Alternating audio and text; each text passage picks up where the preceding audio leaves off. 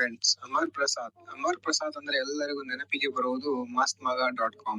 ಒಂದು ದಿನಪತ್ರಿಕೆಯೂ ಸಹ ಬರದ ಹಳ್ಳಿಯಲ್ಲಿ ಹುಟ್ಟಿ ಇವತ್ತು ಇಷ್ಟು ದೊಡ್ಡ ಕನ್ನಡದಲ್ಲಿ ಅತಿ ದೊಡ್ಡ ಡಿಜಿಟಲ್ ಸುದ್ದಿ ಜಾಲವನ್ನ ಕಟ್ಟಿದ್ದಾರೆ. ಈ ಅಮರ್ ಪ್ರಸಾದ್ ಅವರು ಇಷ್ಟೆಲ್ಲ ದೊಡ್ಡ ಸಾಧನೆ ಮಾಡುವ ಮುಂಚೆ ಅವರು ನಡೆದ ಬಂದ ದಾರಿಯ ಬಗ್ಗೆ ನಾವು ಇವತ್ತಿನ ಸಂಚಿಕೆಯಲ್ಲಿ ನೋಡೋಣ. ಅಮರ್ ಪ್ರಸಾದ್ ಅವರು ಚಿಕ್ಕ ವಯಸ್ಸಿನಲ್ಲಿಯೇ ಪುಸ್ತಕ, ದಿನಪತ್ರಿಕೆ ಓದುವ ಹವ್ಯಾಸವಿತ್ತು. ಮೊದಲ ಬಾರಿ ಸುವರ್ಣ ವಾಹಿನಿಯಲ್ಲಿ ಕೆಲಸ ಮಾಡಿದ್ದರು. ನಂತರ ಸುವರ್ಣ ವಾಹಿನಿಯಿಂದ ಪಬ್ಲಿಕ್ ಟಿವಿಗೆ ಬಂದರು. HR ರಂಗನಾಥ್ ಅವರನ್ನ ತಮ್ಮ ಗುರುಗಳು ಇವರು ಅಂದಿದ್ದೇಕೆ? ಆಸಕ್ತಿಯೇ ಇಲ್ಲದ ಕ್ಷೇತ್ರದಲ್ಲಿ ಇಷ್ಟೊಂದು ಬೆಳೆದಿದ್ದೇಗೆ?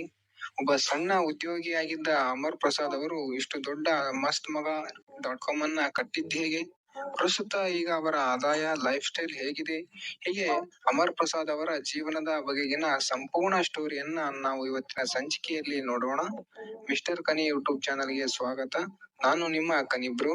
ಹಾಯ್ ಫ್ರೆಂಡ್ಸ್, ಅಮರ್ ಪ್ರಸಾದ್ ಅವರು 29 ಮೇ 1990ರಲ್ಲಿ ಚಿಕ್ಕಮಗಳೂರು ಜಿಲ್ಲೆಯ ಕೊಪ್ಪ ತಾಲೂಕಿನ ಒಂದು ಚಿಕ್ಕ ಹಳ್ಳಿಯಲ್ಲಿ ಒಂದು ಮಧ್ಯಮ ವರ್ಗದ ಕುಟುಂಬದಲ್ಲಿ ಜನಿಸುತ್ತಾರೆ. ಇನ್ನು ಇವರದು ಒಂದು ರೈತ ಕುಟುಂಬವಾಗಿತ್ತು. ಇನ್ನು ಅಮರ್ ಪ್ರಸಾದ್ ಅವರು ತಮ್ಮ ಪ್ರಾಥಮಿಕ ಮತ್ತು ಪ್ರೌಢ ಶಿಕ್ಷಣವನ್ನ ಕೊಪ್ಪ ತಾಲೂಕಿನ ಸೆಂಟ್ ಜೋಸೆಫ್ ಪ್ರೌಢಶಾಲೆಯಲ್ಲಿ ಮುಗಿಸುತ್ತಾರೆ. ನಂತರ ಕುವೆಂಪು ವಿಶ್ವವಿದ್ಯಾಲಯದಲ್ಲಿ ಪೊಲಿಟಿಕಲ್ ಸೈನ್ಸ್ ನಲ್ಲಿ ಪದವಿಯನ್ನ ಮುಗಿಸುತ್ತಾರೆ. ಇನ್ನು ಅಮರ್ ಪ್ರಸಾದ್ ಅವರು ಚಿಕ್ಕವರಿದ್ದಾಗ ಪುಸ್ತಕ, ದಿನಪತ್ರಿಕೆಗಳನ್ನ ಓದುವುದರಲ್ಲಿ ತುಂಬಾ ಆಸಕ್ತಿಯನ್ನ ಹೊಂದಿದ್ದರು. ಆದರೆ ಅವರು ಒಂದು ಹಳ್ಳಿಯಲ್ಲಿ ಇರುವುದರಿಂದ ಅವರ ಹಳ್ಳಿಗೆ ಪ್ರತಿದಿನ ಪತ್ರಿಕೆಗಳು ಬರುತ್ತಿರಲಿಲ್ಲ. ಆಗ ಅವರ ತಂದೆಯವರ ಪೇಟೆಗೆ ಹೋಗಿ ಸಂಜೆ ಮನೆಗೆ ಬರುವಾಗ ದಿನಪತ್ರಿಕೆಗಳನ್ನ ತರುತ್ತಿದ್ದರು.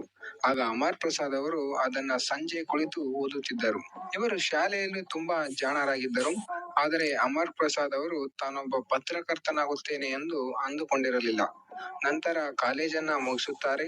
ಹೀಗೆ ಒಂದು ದಿನ ಮನೆಯಲ್ಲಿ ಕನ್ನಡಪ್ರಭ ದಿನಪತ್ರಿಕೆಯನ್ನ ಓದುತ್ತಾ ಕುಳಿತಿರುತ್ತಾರೆ. ಆಗ ಆ ಪತ್ರಿಕೆಯಲ್ಲಿ ಸುವರ್ಣ ವಾಹಿನಿಗೆ ಸಂಬಂಧಿಸಿದ ಒಂದು ಜಾಹೀರಾತನ್ನ ನೋಡುತ್ತಾರೆ. ಅದರಲ್ಲಿ ಯಾವುದೇ ಡಿಗ್ರಿ ಮಾಡಿದ್ದರೂ ಕನ್ನಡ ಚೆನ್ನಾಗಿ ಮಾತನಾಡಲು ಬಂದರೆ ತಮ್ಮಲ್ಲಿರುವ ಉದ್ಯೋಗಿಗಳಿಗೆ ಅರ್ಜಿಯನ್ನ ಸಲ್ಲಿಸಬಹುದು ಎಂದು ಬರೆದಿರುತ್ತಾರೆ. ಇದನ್ನ ನೋಡಿದ ಅಮರ್ ಪ್ರಸಾದ್ ಅವರು ತಮಗೆ ಇಚ್ಛೆ ಇಲ್ಲದಿದ್ದರೂ ಸುಮ್ಮನೆ ಇರಲಿ ಎಂದು ಆ ಕೆಲಸಕ್ಕೆ ಒಂದು ಅರ್ಜಿಯನ್ನ ಸಲ್ಲಿಸುತ್ತಾರೆ. ಆ ಸಮಯದಲ್ಲಿ HR ರಂಗನಾಥ್ ಅವರು ಸುವರ್ಣ ವಾಹಿನಿಯ ಸಾರಥ್ಯವನ್ನ ವಹಿಸಿಕೊಂಡಿರುತ್ತಾರೆ. ಆ ವಾಹಿನಿ ಕಡೆಯಿಂದ ಅಮರ್ ಪ್ರಸಾದ್ ಅವರಿಗೆ ಒಂದು ಕರೆ ಬರುತ್ತೆ. ನಿಮ್ಮ ಅರ್ಜಿಯನ್ನ ಸ್ವೀಕರಿಸಲಾಗಿದೆ, ನೀವು ಚಿಕ್ಕಮಗಳೂರಿಗೆ ಬಂದು ಒಂದು ಪರೀಕ್ಷೆ ಇರುತ್ತೆ, ಅದನ್ನ ಬರೆಯಿರಿ ಎಂದು ಹೇಳುತ್ತಾರೆ. ಆಗ ಅಮರ್ ಪ್ರಸಾದ್ ಅವರು ಅಲ್ಲಿಗೆ ಹೋಗಿ ನೋಡುತ್ತಾರೆ. ಅವರ ಜೊತೆ ಆ ಕೆಲಸಕ್ಕಾಗಿ ಸುಮಾರು 46 ಜನ ಮಾಸ್ಟರ್ ಡಿಗ್ರಿ ಮುಗಿಸಿದವರು ಬಂದಿರುತ್ತಾರೆ. ಆಗ ಅಮರ್ ಪ್ರಸಾದ್ ಅವರಿಗೆ ಗಾಬರಿ ಆಗುತ್ತಾರೆ. ಇವರ ಮಧ್ಯೆ ನಾನೇನು ಈ ಕೆಲಸಕ್ಕೆ ಆಯ್ಕೆಯಾಗುವುದಿಲ್ಲ ಎಂದು ಪರೀಕ್ಷೆಯನ್ನ ಬರೆದು ಪುನಃ ತಮ್ಮ ಹಳ್ಳಿಗೆ ಬರುತ್ತಾರೆ. ನಂತರ ಒಂದು ತಿಂಗಳ ನಂತರ ಅವರಿಗೆ ವಾಹಿನಿಯಿಂದ ಕರೆ ಮಾಡಿ, ನೀವು ಸಂದರ್ಶನಕ್ಕೆ ಆಯ್ಕೆಯಾಗಿದ್ದೀರಿ, ಬೆಂಗಳೂರಿಗೆ ಬನ್ನಿ ಎಂದು ಹೇಳುತ್ತಾರೆ. ಆಗ ಅಮರ್ ಪ್ರಸಾದ್ ಅವರಿಗೆ ಆಶ್ಚರ್ಯವಾಗುತ್ತದೆ. ಅಂತವರ ಮಧ್ಯೆ ನಾನು ಹೇಗೆ ಆಯ್ಕೆಯಾದೆ ಎಂದು. ನಂತರ ಅವರು ಮೊದಲ ಬಾರಿ ಬೆಂಗಳೂರಿಗೆ ಹೋಗುತ್ತಾರೆ. ಆಗ ಆ ಕೆಲಸಕ್ಕಾಗಿ ಸುಮಾರು 60 ಜನ ಸಂದರ್ಶನಕ್ಕಾಗಿ ಆಯ್ಕೆಯಾಗಿರುತ್ತಾರೆ. ಅವರಲ್ಲಿ ಅಮರ್ ಪ್ರಸಾದ್ ಅವರು ಸಂದರ್ಶನದಲ್ಲಿ ಯಶಸ್ವಿಯಾಗಿ ಆ ಕೆಲಸಕ್ಕೆ ಆಯ್ಕೆಯಾಗುತ್ತಾರೆ. ಆಗ HR ರಂಗನಾಥ್ ಅವರು ಜೊತೆಯಲ್ಲಿಯೇ ಅಮರ್ ಪ್ರಸಾದ್ ಅವರು ಸುಮಾರು 4 ತಿಂಗಳು ಅಲ್ಲಿಯೇ ಕೆಲಸವನ್ನ ಮಾಡುತ್ತಾರೆ. ನಂತರ HR ರಂಗನಾಥ್ ಅವರು ತಾವೇ ಒಂದು ಸ್ವಂತ ಸುದ್ದಿ ವಾಹಿನಿಯನ್ನ ಆರಂಭಿಸಬೇಕು ಎಂದು ಅಲ್ಲಿಂದ ಹೊರ ಹೋಗುತ್ತಾರೆ. ಆಗ ಅಮರ್ ಪ್ರಸಾದ್ ಅವರು ಕೂಡ HR ರಂಗನಾಥ್ ಅವರ ಜೊತೆ ಹೋಗುತ್ತಾರೆ. ಆಗ HR ರಂಗನಾಥ್ ಅವರು ಪಬ್ಲಿಕ್ ಟಿವಿ ಎಂಬ ಒಂದು ಹೊಸ ವಾಹಿನಿಯನ್ನ ಆರಂಭಿಸಿದಾಗ ಅಮರ್ ಪ್ರಸಾದ್ ಅವರು ಪಬ್ಲಿಕ್ ಟಿವಿಯಲ್ಲಿ ಸುಮಾರು 3 ವರ್ಷ ಪ್ರೋಗ್ರಾಮ್ ಪ್ರೊಡ್ಯೂಸರ್ ಆಗಿ ಕೆಲಸವನ್ನ ಮಾಡುತ್ತಾರೆ. ಆಗ ಅಲ್ಲಿಯೇ ಅಮರ್ ಪ್ರಸಾದ್ ಅವರು ತಮ್ಮ ಕೆಲಸವನ್ನ ಮಾಡುತ್ತಾ ಎಲ್ಲಾ ರೀತಿಯ ಕಲೆಗಳನ್ನ ಕಲಿಯುತ್ತಾರೆ. ಆಗ ಮೊದಮೊದಲು ಅಮರ್ ಪ್ರಸಾದ್ ಅವರಿಗೆ ರಿಪೋರ್ಟಿಂಗ್ ಕೆಲಸ ಬಿಟ್ಟು ಯಾವ ಕೆಲಸವೂ ಸರಿಯಾಗಿ ಬರುತ್ತಿರಲಿಲ್ಲ. ಆದರೆ HR ರಂಗನಾಥ್ ಅವರು ಅಮರ್ ಪ್ರಸಾದ್ ಅವರ ಮೇಲೆ ನಂಬಿಕೆಯನ್ನ ಇಟ್ಟು ವರದಿಗಾರರ ಕೆಲಸವನ್ನ ನೀಡುತ್ತಾರೆ. ಆಗ ಅಮರ್ ಪ್ರಸಾದ್ ಅವರು ತಮ್ಮ ಕೆಲಸದ ಮೇಲೆ ಶ್ರದ್ಧೆಯಿಂದ ಗಮನ ಹರಿಸಿ ಅವರ ನಂಬಿಕೆಯನ್ನ ಮುಂದೆ ಉಳಿಸಿಕೊಳ್ಳುತ್ತಾರೆ. ನಂತರ ಅಮರ್ ಪ್ರಸಾದ್ ಅವರು ಪಬ್ಲಿಕ್ ಟಿವಿಯಲ್ಲಿ 2011ರಿಂದ 2014ರವರೆಗೆ ಕೆಲಸ ಮಾಡಿ ಅಲ್ಲಿಂದ ಹೊರಬರುತ್ತಾರೆ. ಆಗ ಅವರಿಗೂ HR ರಂಗನಾಥ್ ಅವರ ಹಾಗೆ ಒಂದು ಚಿಕ್ಕ ವಾಹಿನಿಯನ್ನಾದರೂ ಸ್ವಂತವಾಗಿ ಮಾಡಬೇಕೆಂಬ ಆಸೆ ಹುಟ್ಟುತ್ತದೆ. ಆದರೆ ಆ ಸಮಯದಲ್ಲಿ ಒಂದು ವಾಹಿನಿಯನ್ನ ಸ್ಥಾಪಿಸಬೇಕಾದರೆ ಅಪಾರ ಪ್ರಮಾಣದ ಹಣ ಬೇಕಾಗುತ್ತಿತ್ತು. ಅಮರ್ ಪ್ರಸಾದ್ ಅವರ ಬಳಿ ಒಂದು ಮಧ್ಯಮ ಕುಟುಂಬ ಇರುವುದರಿಂದ ಅಷ್ಟೊಂದು ಹಣ ಇರುವುದಿಲ್ಲ. ಆ ಸಮಯದಲ್ಲಿಯೇ ಅಮರ್ ಪ್ರಸಾದ್ ಅವರಿಗೆ ಡಿಜಿಟಲ್ ನ್ಯೂಸ್ ಚಾನೆಲ್ ನ ಐಡಿಯಾ ಬರುತ್ತದೆ. ಆಗ ಅಮರ್ ಪ್ರಸಾದ್ ಅವರು ಏಪ್ರಿಲ್ 2018ರಂದು ಯೂಟ್ಯೂಬ್ ನಲ್ಲಿ ಒಂದು ಮಸ್ತ್ ಮಗ ಎಂಬ ಹೆಸರಿನ ಒಂದು ಸುದ್ದಿ ವಾಹಿನಿಯ ಚಾನೆಲ್ ಅನ್ನು ಆರಂಭಿಸುತ್ತಾರೆ. ಇದರಲ್ಲಿ ಮೊದಲ ಬಾರಿಗೆ ಜನವರಿ 2, 2021ರಂದು ಹೊಸ ವರ್ಷಕ್ಕೆ ದೇಶದಲ್ಲಿ 8 ದೊಡ್ಡ ಬದಲಾವಣೆ ಎಂಬ ಶೀರ್ಷಿಕೆಯ ವಿಡಿಯೋವನ್ನ ಅಪ್ಲೋಡ್ ಮಾಡುತ್ತಾರೆ.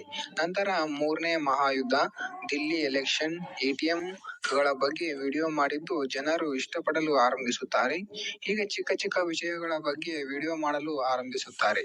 ಹೀಗೆ ಅಮರ್ ಪ್ರಸಾದ್ ಅವರು ಬೇರೆ ಬೇರೆ ವಿಷಯಗಳಿಗೆ ಸಂಬಂಧಿಸಿದ ವಿಡಿಯೋಗಳನ್ನ ಮಾಡಲು ಆರಂಭಿಸುತ್ತಾರೆ. ಜನರಿಗೆ ಇವರು ಮಾಡಿದ ವಿಡಿಯೋ ಹಾಗೂ ಇವರ ಧ್ವನಿ, ಹೇಳುವ ರೀತಿ, ಶೈಲಿಗಳು ಇಷ್ಟವಾಗಲು ಆರಂಭಿಸುತ್ತದೆ. ಹೀಗೆ ಭಾರತದ ಸಂವಿಧಾನದ ಕಾನೂನುಗಳ ಬಗ್ಗೆ ಮಾಡಿದ ವಿಡಿಯೋಗಳು ತುಂಬಾ ವೈರಲ್ ಆಗುತ್ತವೆ.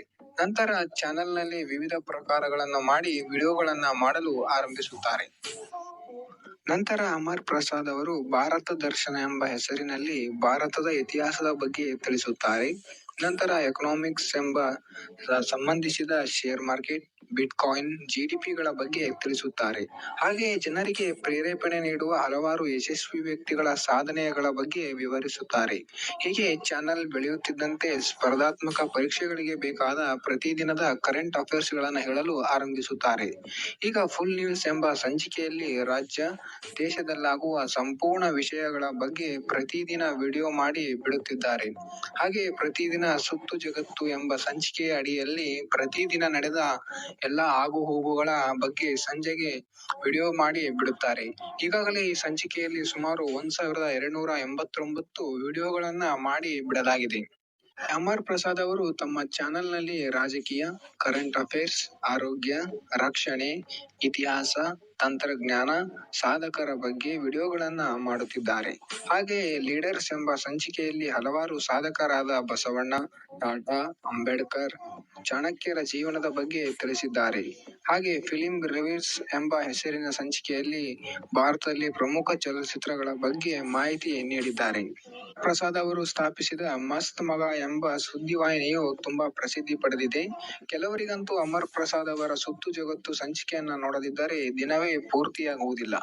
ಈಗ ಮಸ್ತ್ ಮಗ ಚಾನೆಲ್ ಕನ್ನಡದಲ್ಲಿ ಅತಿ ದೊಡ್ಡ ಸುದ್ದಿ ಪ್ರಸಾರದ ಚಾನೆಲ್ ಆಗಿದೆ.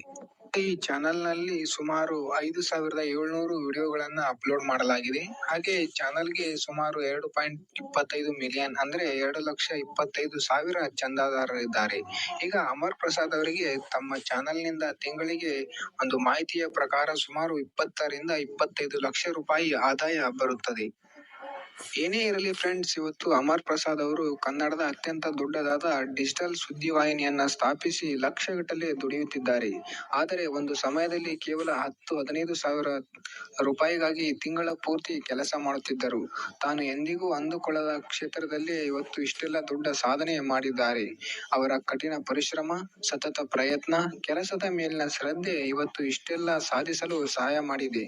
ಅಮರ್ ಪ್ರಸಾದ್ ಅವರು ಇವತ್ತು ತಾವು ಇಷ್ಟೆಲ್ಲ ಸಾಧಿಸಿದರೂ ಅವರ ಹಿಂದೆ ಇರುವುದು HR ರಂಗನಾಥ್ ಅವರ ಪಾತ್ರ ಪ್ರಮುಖವಾಗಿದೆ.